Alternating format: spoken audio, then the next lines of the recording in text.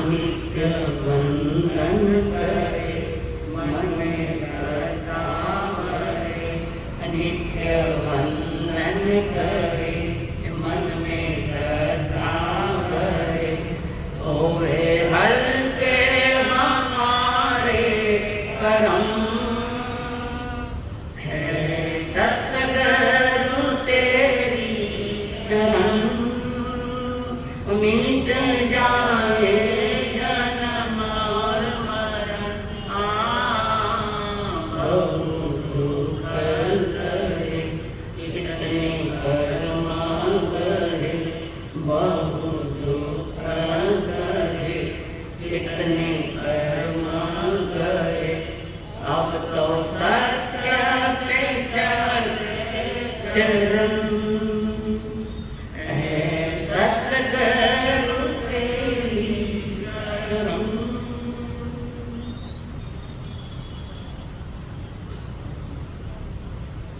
पंच परमेष्टि को प्रणाम। प्रणाम करूं परमात्मा स्वरूप सद्गुरुदेव,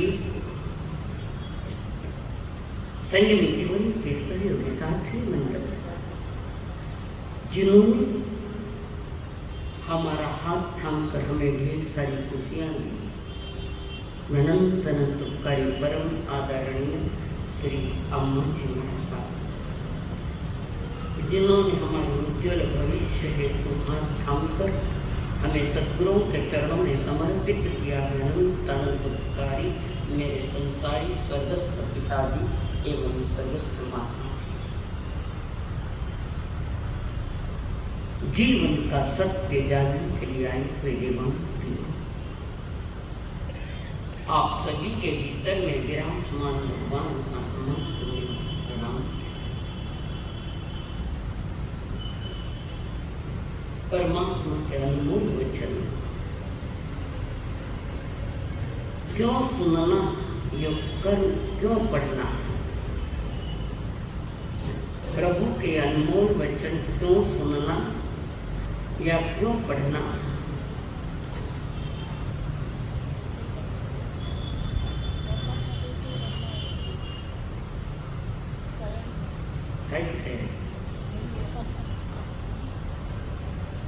स्पष्ट दो लाइनें, आगम आवाज कानों पड़ी, उसके अगली लाइन कैसे कर्म चले और कैसे बंध टले। इन दो बातों पर विशेष जोर है कि परमात्मा की वाणी क्यों सुनना, क्यों पढ़ना, क्यों चिंतन मनन करना। तो परमात्मा कहते हैं, हे दिवांग,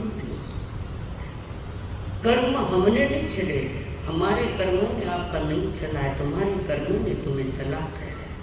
वो जानने के लिए गुनेगार तुम स्वयं में, कोई देव गुरु धर्म गुनेगार नहीं। तो कर्म कैसे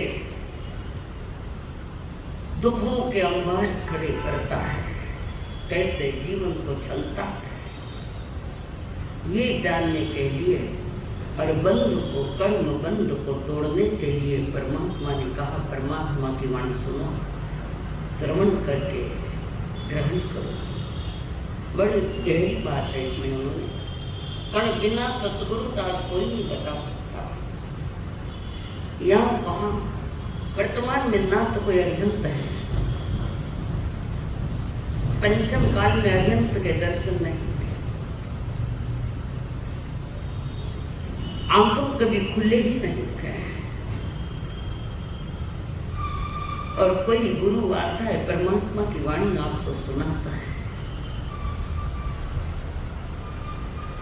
सुनने के बाद सोचना आंख को है, करना आंख को है।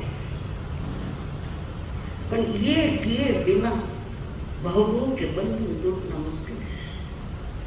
कितने कर्म बांधे अभी तक जीव में,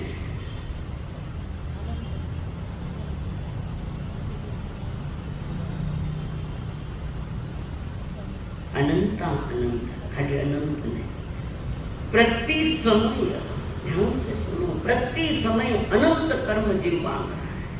अनंत कर्मों के जत्थे आ रहे प्रति समय।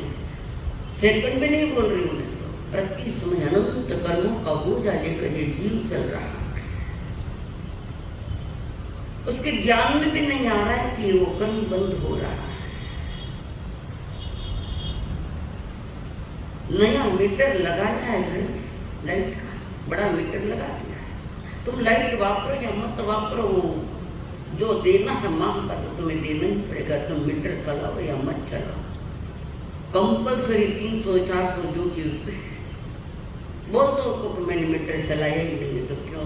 कानून है, सरकार का काम, ये कर्मों का कानून है, सरकार का नहीं, ये कर्मों का कानून है। तुम बाहर में कुछ भी करो कदाच तो भी जी अनंत अनंत कर्म को बहुत है, बड़ा कठिन है, बड़ा कठिन। और इस अनंत कर्मों को तोड़ने की योग्यता भी एक मनुष्य के पास है। मनुष्य को अपनी औकात का ध्यान रखना चाहिए कि मेरी औकात उतनी है जितनी भगवान महावीर की थी, उतनी योग्यता भी नहीं जितनी परमात्मा की थी। अपनी औकात का अगर पता लग जाए तो पराधीनता में भी निराश होने का कोई कारण नहीं कि मेरी पात्रता क्या है। अपने पात्र को जानो, तुम सामान्य पात्र नहीं हो, तुम महापात्र हो।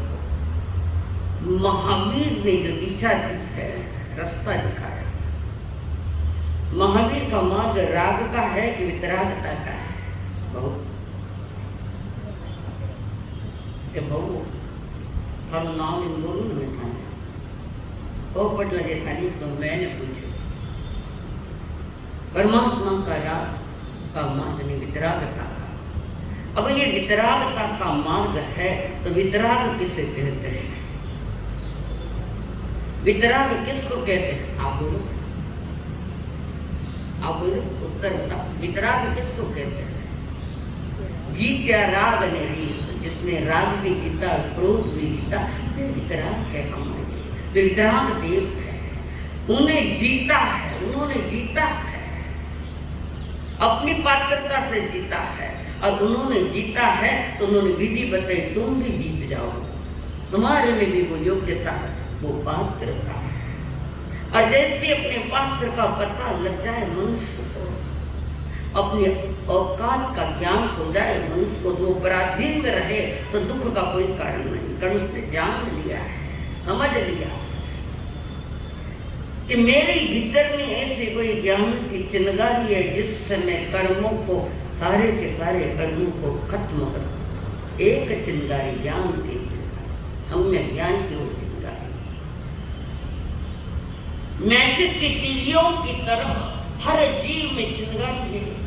निगोद में बिगाए तब से कानून का भाग ज्ञान का खुला है। ज्ञान पर पूरा आवरण 3 काल में भी नहीं आता। और कोई जी अपने जीवन को सफल बना लेते हैं, कोई लोग अनंत बार विफल होकर पुनः विफलता के जा रहे हैं। दुर्भाग्य बेचारा, अभागा है। यह तो प्रारब्ध ठीक नहीं या पुरुषार्थ है, कुछ न कुछ। तो परमात्मा महावीर ने अपनी पात्रता उन्होंने बताई है। तुम श्रावक बनो चाहे साधु बनो, तुम्हारी ये पात्रता और ये योग्यता है। साधु नहीं बन सको तो श्रावक बनो। 12 व्रतधारी बनने के पूर्व प्रभु कहते पहले वे 21 गुण को देखा, तो तेरे 21 गुण कौन से? तो तुम्हारे वो लिए हुए व्रत भी चमक लाएंगे। पर पहले जीवन में 21 गुण जो श्रावकों के लिए किए हैं, कहा है प्रभु ने, उसमें आज 8 नंबर का जो गुण है, सुदाक्षिण्यता। सुदाक्षिण्यता, दाक्षिण्यता, समझ में आए सर? सु द दा क्ष, कौन सा अक्षर? क्षण शब्द बोलते हैं, वो है पहले वेला में। दाक्षिण्य न नहीं, शाम का क्लास ले। दाक्षिण्यता, ये 8 नंबर पे इन्हें अपनी दस्तक लगा दी है। सुदाक्षिण्यता यानी क्या? अचलता का अर्थ है अपने कार्यों को गौण करके भी जो सामने वाले की भावना का भंग नहीं करे, अपने कार्यों को गौण करके जो सामने वाली की भावना का भंग भी न करे, उसके कार्य को करने के लिए सतत तत्पर है। सामने वाले के कार्य को करने में सतत तत्पर है। वितराग मार्ग सिर्फ स्वयं को जीने के लिए नहीं है, किसी को जीवन में सहयोग देने के लिए वे स्व और पर कल्याण का मार्ग है। वितराग का मार्ग स्व कल्याण और पर कल्याण दोनों के लिए है। अकेले स्वयं का सोचा तो समझना स्वार्थी आदमी, और दोनों का सोचता है तो समझना ये आदमी परमार्थी है। अकेला ही अकेले का निर्णय करे, कार्य करे तो ज्ञानी कहते तो स्वार्थी है, और स्वार्थी का कभी कल्याण नहीं। ये मार्ग दोनों का स्वार्थ और परमार्थ का मार्ग है। तो जो अपने सुखों को गौण करके औरों के सुखों का ध्यान देता है, औरों के सुखों के लिए जीता है, औरों को आनंद देने के लिए अपना समय देता है, उसका नाम है सुदाक्षिण्यता। बंधुओं, राम तो आज भी मिल सकते हैं, सीता भी कदाचित मिल सकती है, राम मिल सकते हैं, सीता मिल सकती है, पर लक्ष्मण जैसा भाई मिलना बड़ा कठिन है, बड़ा अपने भाई के लिए सब कुछ त्यागा। तुम्हारे कभी मन में आता है कि मेरा भाई दुखी है या गरीब है, तो उसके लिए मैं कुछ और करूं? कभी मन में जा रहे श्रावक के श्रावकाचार्य के लिए 21 गुणों में आपके गुण बता रहे। वनवास तो राम जी को मिला था, लक्ष्मण को थोड़ी मिला था, सीता को भी नहीं मिला था, पर अपने पति के पीछे पीछे चली गई अनुगम। पर लक्ष्मण को थोड़ी वनवास था, पर अपने भाई की सेवा में अपना सब कुछ कुर्बान कर दिया, और अपनी पत्नी को उर्मिला को भी घर पर ही छोड़ कर आए। भरी जवानी में सुखों को तिलांजलि देने वाले वे लक्ष्मण जैसा भाई मिलना मुश्किल है। लोग कहते हैं भरत जैसा भाई निश्चित मानते हो, लक्ष्मण जैसा भाई मिलना अति दुर्लभ है। कि सर्वस्व को समर्पित करते हुए बड़े भाई को, और सर्वस्व का त्याग करता हुआ सर्वस्व समर्पित कर दिया। और जिस समय राम को वनवास की बात आई, लक्ष्मण जी को भी पता लगा, अपनी मां को गए, सुमित्रा के पास गए लक्ष्मण जी, मां मुझे भी आज्ञा दो। किस बात की आज्ञा दो तुम्हें? यह आज्ञा देते देते मेरा मुंह बिगड़ने लगा है। अब कौन सी आज्ञा रही? एक तो आज्ञा दे दी ने भेज दिया, मेरे बच्चे को राम को मैंने भेज दिया,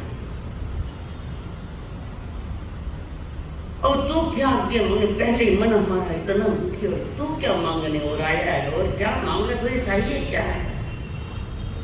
मां मुझे कुछ नहीं चाहिए, पर किसकी आज्ञा मांग है कि मुझे आज्ञा दो, मैं अपने भाई की सेवा में 14 वर्ष बिताऊं। सुमित्रा कहती आज मेरी कुक्षी धन्य हो गई, आज मेरी कोख धन्य हुई, पवित्रता से तुम्हें दूध पिलाया, बेटा तुम जाओ अपने भाई की रक्षा में, चिंता मत। उर्मिला कहती है मैं भी आऊं। लक्ष्मण जी ने मन कर लिया, नहीं माँ की सेवा करो तुम, मैं भाई की सेवा करूं, तुम अपनी सासू की माँ की सेवा। इसको कहते सुदाक्षिण्यता, अपने सुखों को तिलांजलि देना। तो अपने पति जंगल में चले गए वनवास के लिए, चले गए तो उर्मिला ने भी निर्णय ले लिया, लूखा सूखा आहार करूंगी, जमीन पर सोऊंगी, कोई श्रृंगार करूंगी, कोई भारी कीमती चीजें लगाऊंगी नहीं, अपने जेठ के लिए और अपने पति के लिए सर्वस्व त्यागने वाली वो उर्मिला। लगभग लोगों ने उसको भुला ही दिया है, त्याग तो उर्मिला का, लक्ष्मण का है त्याग, और ऐसा भाई मिलना बड़ा इस गुणों में लिखे। अपना दिया बुझने के पहले किसी के दीप जला तो थोड़ा, और अपना दिया बुझ गया तो पड़ोसी के दिए का कैसे जलाओगे? और अगर अपने दीप से पड़ोसी के दीप को जलाया, कदाच तुम्हारा दिया बुझ गया तो पड़ोस वाला पुनः जला देगा। ये बात है सुदाक्षिण्यता। खुद के प्रकाश खुद बनो, अपदीपो भव। आप ही अपने दीपक बनो, ज्ञान के लिए जलाओ। और ज्ञान पूर्वक समझने की चेष्टा करो कि मेरी औकात भी उतनी है जितनी अनंत सिद्धों की औकात है, मेरी भी पात्रता उतनी है। अपनी पात्रता को समझो, ध्यान देना। अपने वर्तमान कार्य को गौण करके, वर्तमान में तुम अपना कार्य करे, कोई काम कर रहे हो, अर्जेंट भी होगा तो भी गौण करो उसको। वर्तमान का अपना कार्य गौण करके भी दूसरों के कार्यों को करने में जो उत्साही होता है, तत्पर होता है, प्रभु कहे वो है सुदाक्षिण्यता। महान गुण है वितरागमानता। चुपचाप बैठे थे, दूसरा काम नहीं करेगा, करने जैसा समय है पर नहीं करेगा, बागरी देखेगा तो कर्म से न देखेगा। और क्या है, जब इन दिनों में ज्यादा ही काम पड़ता है थोड़ा। दिवाली आई, दिवाली क्यों नहीं दिवाली आई? की दिवाली मीठा खा लिया, नए कपड़े पहन लिए, दीप जला लिया, हो गई दिवाली। ये कोई दिवाली थोड़ी है। होली तो है कर्म की और दिवाली है आत्मा की। तो ज्ञान के लिए जहाँ जलते हैं। तो आचार्य, महान आचार्य हरिभद्र सूरी ने षोडशक ग्रंथ में जीवन में धर्म सिद्धि के 5 लक्षण बताए कि धर्म सिद्ध हो जाए जीवन में, अधर्म निकल जाए और धर्म युक्त जीवन युक्त, उसके 5 बातें बताई उन्होंने। पहला लक्षण बताया औदार्य है, उदारता से औदार्य, ये लक्षण बताया। दूसरा बताया ये दाक्षिण्यता जिसकी चर्चा में कर रहे हैं, दाक्षिण्यता दूसरा। और तीसरा है पाप जुगुप्सा। पाप जुगुप्सा यानी पाप के प्रति घृणा को घृणा, पाप के प्रति न करे, न करावे, न किसी को करने का अनुमोदन दे दे, तो पाप से घृणा करो। तीसरी बात रखी उन्होंने। चौथा बात रखी निर्मल बोध हो, पवित्र बोध, पवित्रता का अनुभव हो, उसको कहते हैं निर्मल बोध, पवित्र बोध। बोध यानी अनुभव, निर्मल बोध हो, निर्मल अनुभव हो। और 5वां है लोकप्रियता। सुदाक्षिण्यता में ये सारी बातें हरिभद्र सूरी ने ही कहा है, षोडश ग्रंथ में कहा। उन्होंने बार करना, सिर्फ अपने लिए मत जियो, जगत के लिए भी थोड़ा जीने की चेष्टा करो। अपने लिए जिए तो क्या जिए, क्या जीना है उसका। इतिहास साक्षी है कि अपने लिए नहीं जिए, सभी के लिए सहयोगी बने, वो सुदाक्षिण्यता था। यहाँ पे कह रहे अगर सजिसका अंगज नहीं, दुनिया को मीठी सुवास दे, दीपक सा जिसका जीवन औरों को अपना प्रकाश दे। अगर सजिसका अंग जले, दुनिया को मीठी सुवास दे, दीपक सा जिसका जीवन औरों को अपना प्रकाश दे। धर्म है जिसका जिनवाणी गाथा, धर्म है जिसका जिनवाणी गाथा, सेवा ही वेद पुराण रे, वो सच्चा इंसान रे, इस धरती का भगवान रे, वो सच्चा इंसान रे, इस धरती का भगवान। नदियां पीण कभी अपना जल, वृक्ष न खाए कभी अपना फल।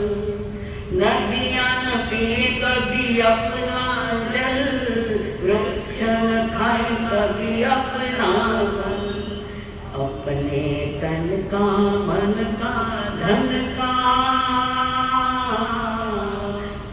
अपने तन का मन का धन का दूजों को देवे जो दान रे, वो सच्चा इंसान रे, इस धरती का भगवान रे, वो सच्चा इंसान रे, इस धरती का भगवान।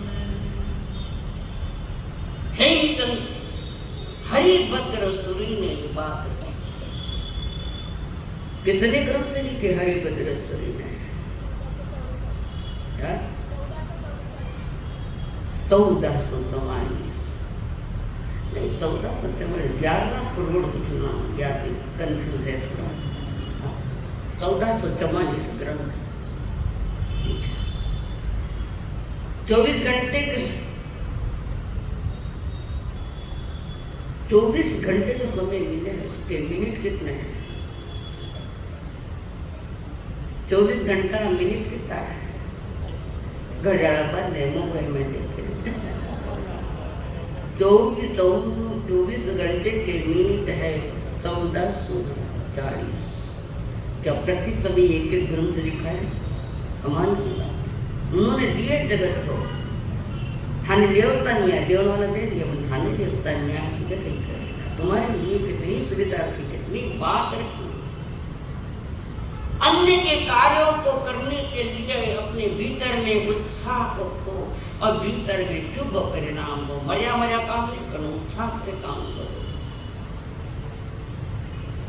अंतर के परिणाम भी उत्कृष्ट हो, सुंदर हो, सत्य हो, सही हो, औरों की भलाई की बात हो, उसमें परिणामों में भी ऊंचाई हो। परिणाम बिगड़िया कि जीवन बिगड़े, खत्म हो गया। एक कथा सुनी है, इतिहास की प्रसिद्ध कथा है। सत्यवती उर्फ मत्स्यगंधा के रूप को देखकर पांडु थोड़ा पागल हो गया। पांडवों के पिता शांतनु, जिनका नाम शांतनु, उस शांतनु ने जैसे ही उस मत्स्यगंधा का रूप देखा और मन में आया कि इसको मैं अपनी पत्नी बनाकर घर पे लाऊंगा, रानी बनाकर घर पर लाऊंगा। मन ही मन उन्होंने संकल्प भी कर लिया, उस अति सुंदर कन्या के साथ मेरा विवाह होगा, मैं विवाह करूंगा उसके साथ। और इस संकल्प को पूरा करने के लिए उसी दिशा में गए जो एक धीवज मत्स्य पकड़ता है, धीवर, उसकी कन्या है मत्स्यगंधा, अति सुंदर। शांतनु का मन उसमें रम गया। तो वो राजा होते हुए शांतनु धीवर को बुला सकता था कि नहीं, मैं जाऊंगा वहां, उनकी कन्या मुझे लेना है तो हुक्म नहीं चलाना है, हुक्म नहीं करना है। कारण हुक्म करना केवल बुद्धि का काम है और हृदय का कार्य तो दिलो दिमाग पर बिछा जाता है। केवल धर्म विचार है, हृदय के द्वारा किया गया कार्य या हृदय से जो निर्णय आया है वो कार्य करना है। धर्म विचार वो धर्म है, हृदय से धर्म होता है और बुद्धि से बुद्धू बनता है आजादी। राजा शांतनु ने धर्म का विचार कर स्वयं उस धीवर की झोपड़ी में गया था, याचक बंद कर गया है। दाता सुदास है, मत्स्यगंधा की पिताजी सुदास, उनके सामने उन्होंने बात रखी, सुदास के सामने बात रखी। शांतनु ने याचक बनकर खड़ा है, राजा है, वो तो दाता होता है, पर आज वो याचक बनकर खड़ा है। सुदास ये सोच सकता था कि मेरी कन्या महाराज को दे दूं, राजा को दे दूं, तो मेरी बेटी खूब राज करेगी, राज रानी बनेगी, वो भी धनवान, मैं भी धनवान, सभी धनवान की बात है। धनवान बन जाए, मैं भी धनवान बन जाऊंगा और मेरी कन्या तो सुख में ही खेलेगी। तो सुदास ने ऐसा विचार नहीं किया। ये तो विचार करने वाले तुम लोग हो, मानव से। और वहां पर सुदास ने कहा, क्षमा चाहता हूं, हमारा संभव नहीं, मेरी कन्या में अंक तो दे नहीं सकता। कारण क्या है? नहीं, कुछ खास कारण नहीं है। क्यों नहीं दे रहे? बार बार सुदास पूछ रहा है। और फिर राजा ने उसका राम से पूछा, कारण क्या नहीं दे? कारण आपका बड़ा बेटा गंग, कौन है गंग? पितामह। आपका जो बड़ा बेटा गंग कुमार अति वीर है, महान शक्तिशाली है वो, और मेरी कन्या तुम्हें दो, उसके द्वारा आया हुआ लड़का वो गादी पर राज नहीं कर सकेगा, कारण आप गंग को बैठाएंगे, बड़ा बेटा वो है। वही और शांतनु ने अपने सुख के खातिर अपने बेटे का हक नहीं छीना। बेटे का हक, बेटा कौन? गंग कुमार। अपने बेटे का हक नहीं छीना। आगे एक मन करता है कि नहीं, उसके साथ में सारी बात कर दो, राजा कर सकता नहीं, कारण अपने बड़े बेटे का भी तो ध्यान था उसे, गंग कुमार। और हकीकत वही है कि बड़े बेटे को बिठाया जाता है। मैं अपने बेटे का अधिकार नहीं छीन सकता, बेटा बाप का अधिकार छीन ले। हाँ बोलो, अधिकार छीन ले। पर इन्होंने सोचा, गंग ने सोचा कि मैं अपने बेटे, राजा शांतनु ने सोचा कि मैं अपने बेटे का अधिकार नहीं छीन सकता। शांतनु आ तो गया वहां से छोड़कर, अपने महलों में आया, पर मन में वो मत्स्यगंधा नहीं गई। बैठ के मन में क्या कर, एक तरफ पुत्र का है, एक तरफ उस मत्स्यगंधा के, दो विषय आमने सामने टकरा रहे। शांतनु ने कहा, मेरे बेटे के लिए मैं ये पाप नहीं करूंगा, पर धीरे धीरे मन में उसके घुटन पैदा होने लगी, पीड़ाएं पैदा होने लगी। और मंत्री महोदय ने पूछा, महाराज शांतनु जी, बात क्या है? दिन ब दिन चेहरा कुमला रहा है, शक्ति कमजोर दिख रही, शरीर कमजोर होता जा रहा है। नहीं, कुछ नहीं, ऐसी कोई बात नहीं। मंत्री का ऐसा होता नहीं है, चेहरे पर मुस्कान नहीं है, जरा भी चेहरे पर मुस्कान नहीं है। सच बताओ क्या है? मंत्री को बता दिया इससे, एक तरह का पुत्र है जिसका अधिकार में छीनना नहीं चाहता, और एक तरफ वो मत्स्यगंधा मेरे दिल में बैठे, मैं उसके साथ शादी करना चाहता हूं। ये बात गंग को कह दिया, बता दिया मंत्री महोदय ने बड़े बेटे को। और उसने सोचा, ठीक बात है, कोई बात नहीं, मेरे पिताजी दुखी है, मेरा कर्म मुझे करना पड़ेगा। तो वे गंग वहां से सीधे निकले और धीवर की कन्या जिसके पिताजी था उसके पास पहुंचे, सारी बात बताई। आपकी कन्या मेरे पिताजी के लिए, मुझे दे दोगे? नहीं। क्यों नहीं देते? कि आपके कारण नहीं देता, मेरा क्या कारण है कि आप स्वयं को और मेरी कन्या दो, और उसके द्वारा जो बच्चा जन्मेगा वो राजगादी पर नहीं बैठेगा, तुम बैठेंगे राज, तुम बड़े बेटे हो। आज समय त्याग करता हूँ राजगादी का, पिता के सुख के लिए। वे वीर महावीर हमारी इसमें त्याग कर दिया कि मैं गादी पर बैठूंगा नहीं, जो मेरा लघु भ्राता होगा उसको रास्ते लग करूंगा। तो भी जीवन मानने तैयार, क्यों मना कर रहे हो? उसको तुम छोटे भाई को बिठा दो, अगर तुम में बहुत सारी शक्ति है तो तुम लड़ाई करके रास्ते निकलेंगे अपने बेटे के लिए या खुद के लिए। तुम्हारे भी पुत्र होंगे, छीन लेंगे मेरे बेटे का। और उसी समय हमारे पिता विष्णु ने उसके सामने संकल्प लिया, मैं आजीवन ब्रह्मचारी रहूंगा। इतिहास साक्षी, इसको कहते हैं भीष्म प्रतिज्ञा। पिता के सुख के खातिर अपने सुखों को तिलांजलि देने वाला सुदाक्षिण्यता होता है। सुदाक्षिण्य यानी औरों के सुख में अपन सहयोगी बने, अपने सुखों को गौण करे। इतनी ईमानदारी है क्या? हमारे पास वो ईमानदारी है क्या आज? नदियां न पीवे कभी अपना जल, वृक्ष न खाए कभी अपना फल। नदियां न पिए कभी अपना जल, वृक्ष न खाए कभी अपना फल। अपने तन का मन का धन का, अपने तन का मन का धन का, दूजों को देवे जो दान रे, वो सच्चा इंसान रे, इस धरती का भगवान रे। वो सच्चा इंसान रे, इस धरती का भगवान रे। अगर सजिसका अंग जले, दुनिया को मीठी सुवास दे। दीपक सा अपना जीवन, औरों को अपना प्रकाश दे।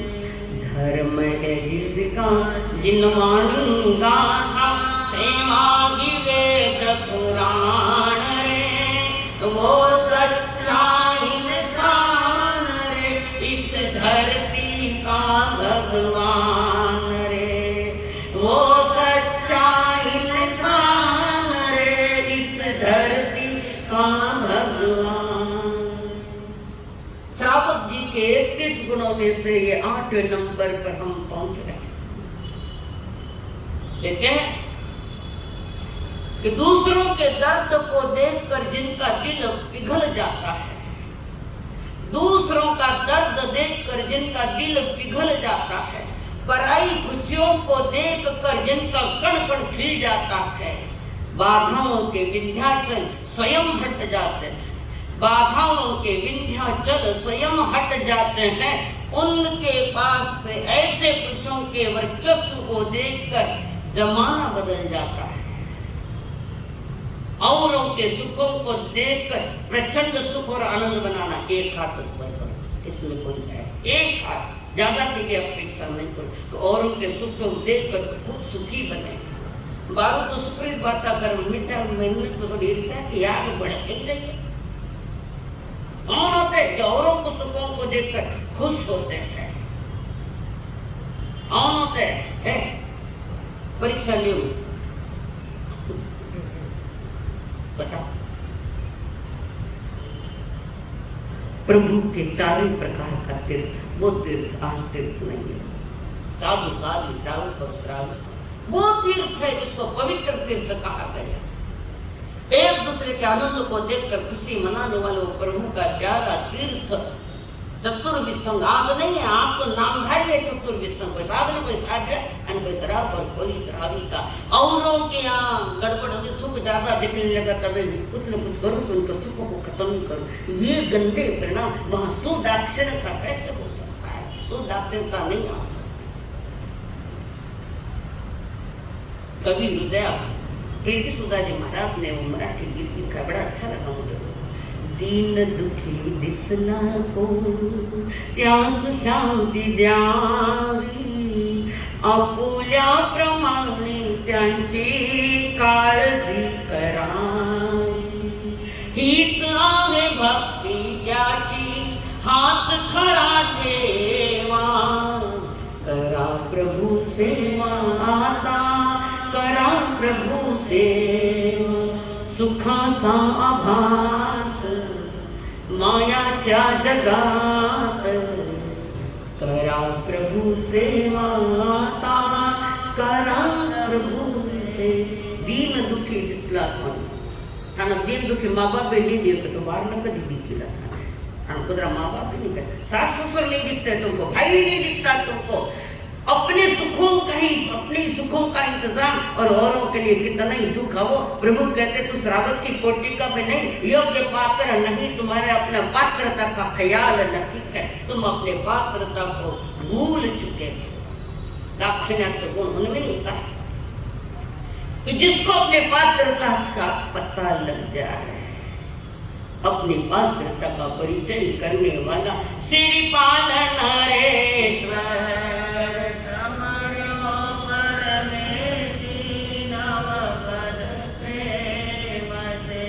श्रीपाल नरेश्वर समरो परमेशी नवपद प्रेम। गौरवशाली इतिहास है हमारा श्री पंचचरित्र। आदिनाथ भगवान के शासन में आए हुए युगों युगों बीते, कितनी सदियां बीती, कितने युग बीत चुके, पर आज संसार याद कर रहा है। सारे हिंदुस्तान में इनको याद किया जाएगा। श्रीपाल और मैना सुंदरी अद्भुत पात्र, पवित्र पात्र। और वे सदगुरुओं के पास गए थे और मैना सुंदरी ने अपनी सारी हालत बता दी कि गुरुदेव ये ऐसा ऐसा है, मेरे लिए कुछ बताओ।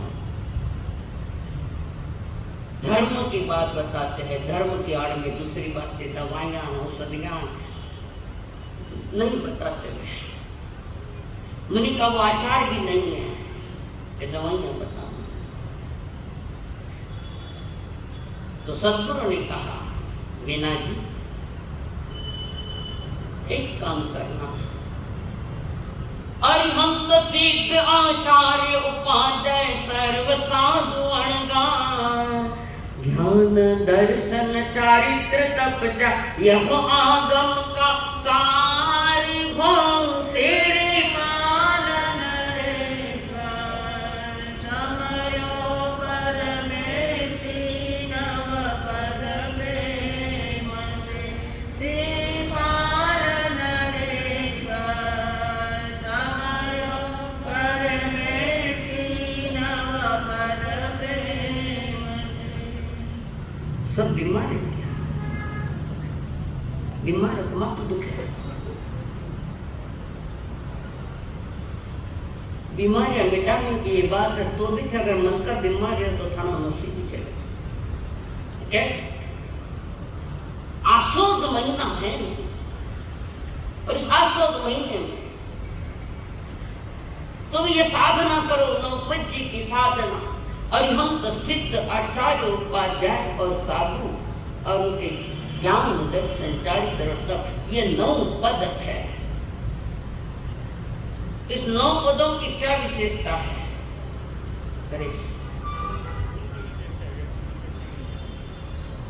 हाँ सर बोलो जल्दी। 9 पद की क्या विशेषता है? ये 9 पद परम पद देने वाला है, सिद्ध पद, परम पद। आदमी ने अपनी औकात समझ ली ठीक से कि मैं भी उतना ही पात्र हूँ, मैं महापात्र हूँ, मैं भी सिद्ध बन सकता हूँ। तो उनके लिए साधना परमात्मा ने दी कि 9 पद की साधना करो। ये अंतरंग बहिरंग दोनों तरफ आनंद की दाता है। बहिर में बीमारियां मिटाती है, शरीर की बीमारियां, 9 पद बाहर में बीमारियां मिटाती है, और अंतरंग की बीमारियां मिथ्या तवरत प्रमाद कषायो, इसको भी खत्म करने वाली, दोनों तरफ लाभकारी है। बाहर में शारीरिक बीमारियां और भीतर में आत्मा की बीमारियां, जो अनादि से जीव 5-5 बीमारियों को लेकर बैठा है, और आज भी समझ नहीं आ रही है। आज भी कहने के लिए श्रद्धा शब्द रह गया, धर्म के प्रति कोई श्रद्धा नहीं। स्वयं का ही पता नहीं कि मैं कौन हूँ। स्वयं के, जिसका स्वयं के प्रति भी अस्तित्व का ज्ञान नहीं, वो कितने सामने बात मेरे को कोई फर्क नहीं है। जिसको अपने अस्तित्व का ज्ञान हो गया तो मेरा भी अस्तित्व संसार में है, और वो मेरा अस्तित्व जो है, मैं शुद्ध बुद्ध निरंजन हूँ, परम तत्व हूँ, मैं सिद्ध पद पाने योग्य हूँ। मेरी पात्रता उत्कृष्ट से उत्कृष्ट पात्रता है, तो थोड़ा सा अवसर है। पर रात दिन निगेटिव सोचा पॉजिटिव सोच चाहिए उसके लिए। और मुनिवर ने सारी बात बता दी कि 9 पद की साधना करो। पहले दिन की साधना होगी तो ओम ह्रीम श्रीम नमो अर्घंताम, जिसकी 12 माला, 12 लोग उसका ध्यान, 12 नमुथुन भी है, और 12 वंदना है, 20 माला है, 20 माला। ऐसे हर पद के लिए अलग अलग गिनती की माला करो और साधना बताइए। और उसी के साथ श्रीपाल जी सोच रहे मेरे भी दवा हो रही है तो इनको भी दवा दे दूँ, जिन्होंने मुझे अभी तक संभाला कि 700 कुश्ती 700 कुश्ती। अब महाराज ने तो कह दिया, गुरुदेव ने कह दिया, पर ये आम्बिल की व्यवस्था कहाँ होती है? खड़गनी नहीं, हमारे सुरेश जी के यहाँ हो गया आम्बिल की व्यवस्था। एक श्रावक दर्शन के लिए आया हुआ था, गुरु ने इशारा किया, श्रावक जी ये तो काम करिए, 9 दिन इन्हें अम्बिल की सारी व्यवस्था दे दीजिए। ये श्रीपाल की और 700 कुश्ती। श्रावक ने कहा धन्य भाग्य गुरुदेव, मेरा आज मेरा भाग्य है, धन्य हुआ आज मैं कि आज आपने मुझे कोई अच्छी सेवा दी है, बहुत अच्छी सेवा दी है। हम बाजार बारे करूँ ना तो नीचे माथा करने पड़ेगा, नहीं कर समझे? तो सभी के लिए उस श्रावक ने सारी व्यवस्था कर दिया एक दिन की। और जैसे जैसे आमिल बढ़ते गए आगे के आगे और बीमारियां खत्म होती जा रही है, जड़ से उपड़ रही है। तपस्या में ये ताकत है, पक्की ताकत। प्रभु को नहीं रही महाराज तो बेटा प्रभु को 4 गति में से तो प्रयत्न तो किया नहीं तुमने अभी, बिना प्रयत्न के मानो नहीं हुए, क्यों? गुटका खाओ हो गए, चाय ज्यादा पीता रहे, माँ तो दुखे नहीं पी। प्रयत्न कंठ उतने महान हो जितने महावीर जी महान, माँ का बेटा कृष्णा का बेटा वो भी तो उतना ही महान जितने आप भी महान बन सकते। और सारी की सारी बीमारियों की जड़ चली गई। मैं सुंदर आकर गुरुवर की कृतज्ञता व्यक्त करेंगे। गुरुवर आपके महान उपकार है, आपके उपकार को मैं उनको कैसे चुकाऊं? गुरु के ऋण को चुकाने के लिए क्या करना पड़ेगा? गुरु को ऋण चुकाने के लिए क्या करोगे? हाथ पर दबाओ तो गड़ो दबाओ। इस संसार से दूर हो, कभी गीत गाए कभी गला दबाएगा, कोई ठिकाना नहीं इस दुनिया में। चलो क्या करोगे? गुरु के ऋण चुकाने के लिए क्या करोगे? बोलो कि दाता जी, ये तो मंडप पर बाहर काट दो। गुरु के ऋण चुकाने के लिए 2 ही रास्ते हैं, या तो श्रावक बनो या साधु बनो। गुरु की आज्ञा का पालन, वही तो गुरु की सेवा। और क्या है गुरु की सेवा? गुरु बनना है, गुरु भार प्राप्त करना है तो गुरु की आज्ञा का पालन करो। और उसने खूब सेवा करी, श्रावक ने सारी की बीमारियां भी चली, दुख सारे निकल गए, शारीरिक दुख मिट रहे हैं, अभी आत्मा के दुख तो पड़ेंगे। और पुनः उनके दर्शन करें।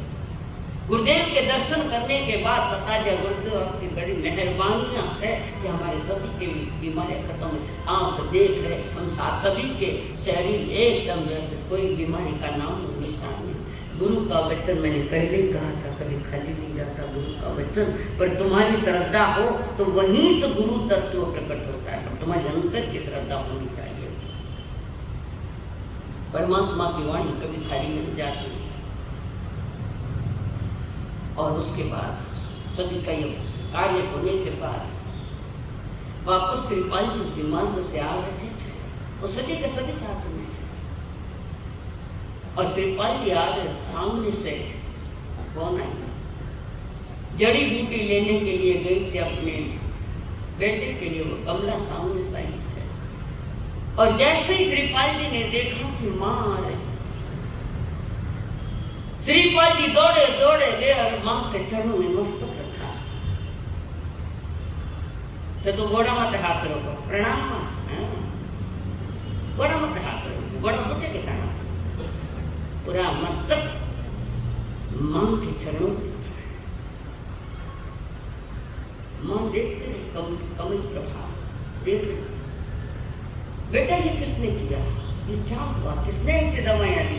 मैं तो तेरे लिए दवाइयाँ लेने के बीच में बताई है, अभी तक तुम्हारा शरीर कंचन वर्णी जैसा हो गया क्या? तब श्रीपाल जी ने अपने मां को कहा, माता जी ये सारा उपकार इनका है, मैना की तरफ हाथ किया, इनका उपकार है। मैना जिन्हें समझ लिया बोल रही मेरी सासू जी है, पाँव छुए सासू जी, पगा ला गया। अभी तो मशीन आएगी, पगा लगाने का काम, मशीन में घालो पग या आटो गुंदी जैसे वो पग देता है नहीं है। ठेकेरे दबाया बोले फाटून दबाएगा नहीं, दबाओ मत दबाओ, मन मशीन भेज दीजिए।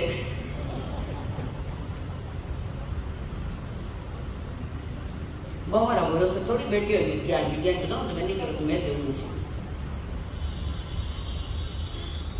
और मेहनत की बात, मैंने सारी अर्थ से इति तक कह दिया। बस कमल प्रभा कहती है, बेटा मैना तुम्हारी महान कृपा है, हमारी कुल की तुमने लाभ, तुम कुल वर्धक को कुल धारण, तुम्हारे में जाग दूंगा।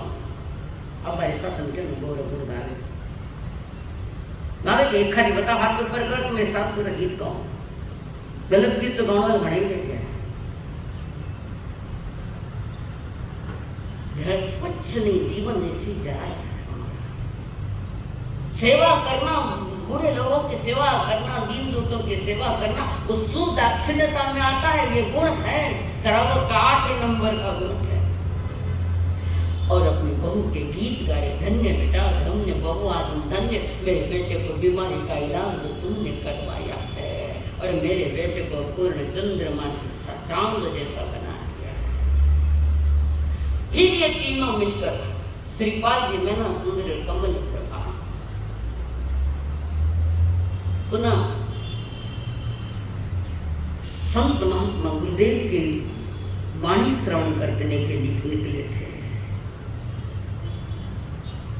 और वहां जहां मुनिराम विराजमान है, खचाखच जनता बड़ी है, और वहां जाकर ये क्या मैना सुंदरी श्रीपाल जी और कमल प्रभा, और उसी सभा में मैना सुंदरी के माँ और पिता बैठे थे, वो भी सुनने के लिए आए। और जैसे ही रूप सुंदरी ने देखा इसके मैना सुंदरी, और ये इसने तो मेरे कुल को कलंक लगाया, मैंने तो कौड़ी को दी, और ये तो कोई दूसरा ही दिख रहा है। समझना उसके पास सुदाक्षिण्यता गुण न है, पर जो सुदाक्षिण्यता वाला होता है वो धीर होता है, सुदाक्षिण्यता वाला वो धीर होता है, वो गंभीर होता है, औरों के गुण दोषों को पचाने की शक्ति भी रखता है। कौन? सुदाक्षिण्यता। मन शांत होता है उसका, स्थिर मन वाला होता है, कितनी प्रतिकूलता आवे तामे वो आक्रोश नहीं करे। कौन? कि जो सुदाक्षिण्यता वाला है वो नहीं करे। और वो मैनों की मां उसने तो वह को मचा दिया, एक उल्टा नमुकन तमुकन। कमल प्रभा कहती है, सगे जी उल्टा मत हो, तुम्हारी कन्या का हम पर मान उसका, मेरे बेटे श्रीपाल जी को कोढ़ की बीमारी हुई, इसके महान प्रयास के साथ ये सदगुरुओं के पास जाकर दवा लेकर आई, पंचनौपति की आराधना करवाई, और उसका उपकार है। उसको उल्टा मत हो, इस कन्या तो लक्षणी शायद महान लक्षणिक है। और तब जाकर माँ ने माफी मांगी, तेरा काम करे तो माफी मांगना पड़े घड़ी घड़ी, अभी तो कहीं वैल्यू नहीं गई, माफी मांगो, कहीं वैल्यू नहीं, समझता ही नहीं क्या। माफी तो तब होती है कि दोबारा गलती नहीं करे, तब उसको माफी का रूप दिया जाता है। बार बार वही गलतियां करे, मुंडा में मारे पगा पड़े, मुंडा में मारे पगा पड़े, हम तो खाओ में भी सब भेजो। गया क्या तुम्हारे कोई शत्रु है तुमके पास? गए क्या ये बच्चन? वो पास होते तुम पास नहीं जाते, वो दूर होता है तुम यहाँ से नहीं जाते। कभी SMS नहीं तो आजकल एक माता है जो व्हाट्सएप में नवा आ जाएगा, एक और दूसरा ने सेंड, मन में कुछ नहीं, मन से नहीं, वाणी से नहीं, काया से नहीं, अंतर के परिणाम से होना है। और उसी समय वो अपनी सगी जी से उसने कहा, सगी जी कहते मारवाड़ में सभी जगह में, इसको मत बोलो, बहुत लाडली बहुत अच्छी है मेरी बहू। और जैसे पता चला कमल प्रभा ने सारी अतीत की बातें बताई, जैसे राजग्रहण से निकले अंडरग्राउंड से बाहर आए, कभी वीर दमन उनका मारक बन गया तो इनको मार डाला। तो अपनी जान बचाने के लिए बेटे को श्रीपाल जी को लेकर छोटी उम्र निकली और वहां तक पहुंची। और उसके बाद ये बात सुनकर, अपने भाणेज दवाई की बात सुनकर पुण्यपाल ने बधाई दी मीना सुंदरी भाणजी और भाणजी दवाई श्रीपाल जी, और कहा हमारे यहाँ पधारो, हमारे राज दरबार में पधारो, राज घराना में पधारो, बड़ी कृपा।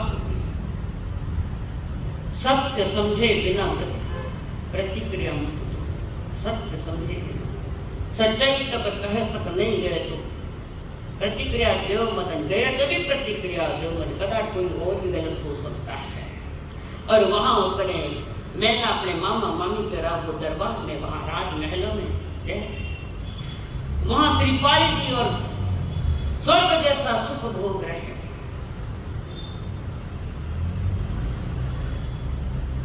और आनंद के महीने दोनों में पति पत्नी मैना और श्रीपाल जी रहे, दोनों ही धर्म के भागी है।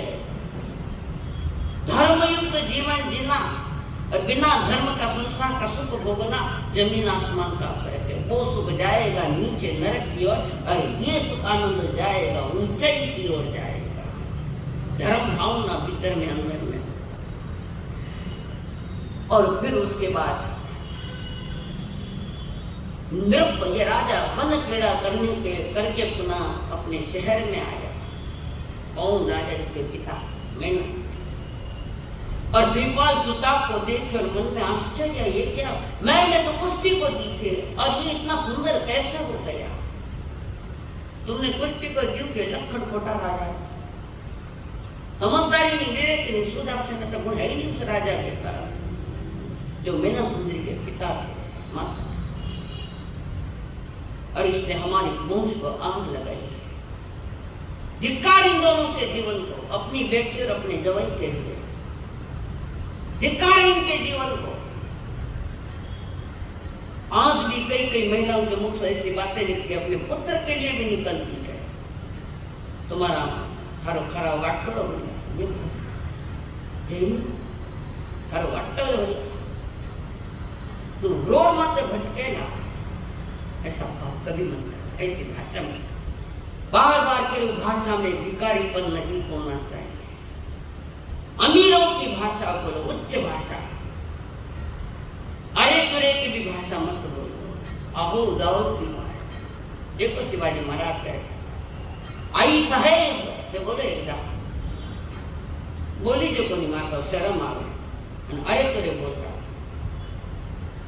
जैनी वो होगा जिसकी भाषा उच्च कोटि की है, जिसका खानदान भाषा की ऊंचाई लिया हुआ है। ऊंची भाषा सबसे ऊंची बोली तो जोधपुर की है, जोधपुर। थोड़ी हीन बोली नागौर की है। कुटे लड़ाया करे दो जना के मरजो साथ देना बात में, गाली दे तो सामने है, रात्रि बोले तो साथ नहीं, अरे ये पप्पा ये मम्मी अरे खाना मत दया को और सारी बात विगत बात समझने के बाद, सारी बातें समझने के बाद निर्णय ले दिया कि मेरे बेटी है, मेरा दवाई है, क्षमा मांगना। मनुष्यस्थ हो जो धर्म आवे अपराध प्रमाण को कुंभारे जो मट को फुटे मार तो फोट में मार कुंभारे जैसे। और फिर कुछ नवयुवकों के साथ श्रीपाल जी कुछ खेल खेलने गए, कुछ नवयुवकों के साथ खेल कर जब आए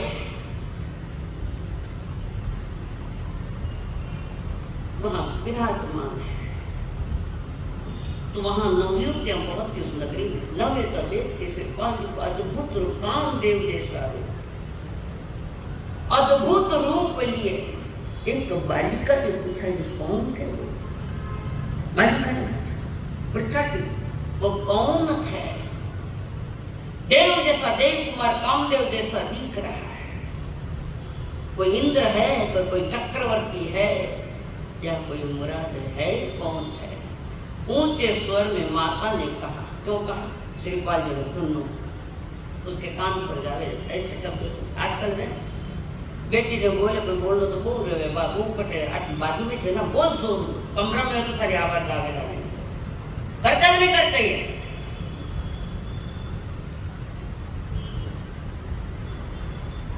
और ऊंचे स्वर में माता ने अपनी कन्या को कहा, बेटी इस श्रीपाल कंवर की जो खेलने के लिए गए और अब वन में आए बगीचे में यहाँ बैठे, ये कौन है?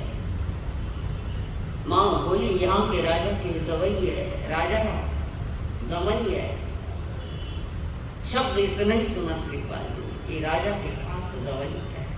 श्रीपाल ने सोचा, निज गुण जाने सो उत्तम जग में, पिता नाम से मध्यम अधम नाम मामा के नामे, अधम नाम मामा के नामे, ससुर नाम महा अधम हो श्रीपाल नरेश।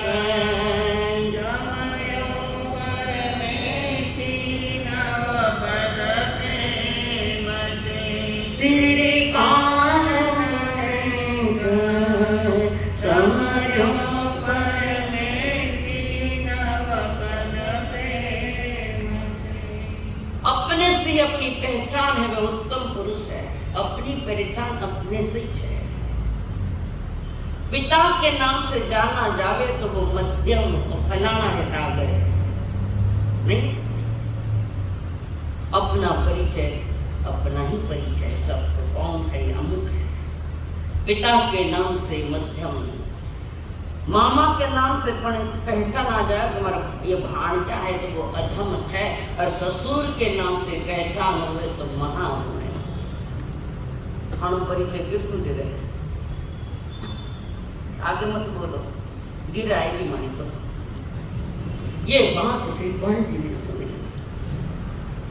और वो सुना कि बस से मेरा परिचय दिया जा रहा है। मेरा परिचय तो मेरा अपना परिचय है।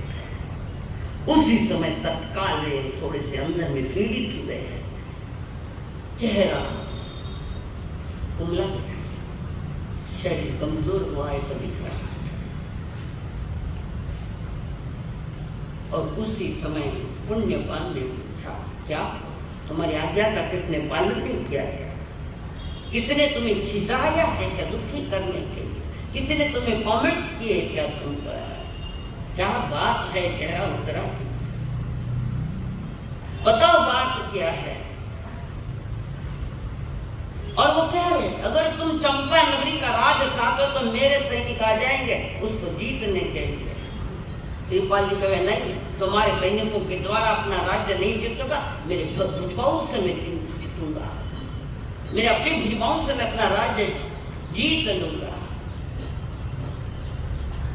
मन में वही सोच रहा है कि मेरा स्वयं का परिचय कैसे बने। बार बार सोचता कि मेरा परिचय, मेरे परिचय से, मेरे नाम से मुझे दुनिया जाने। मैं क्या करूं? संकल्प हो हमारा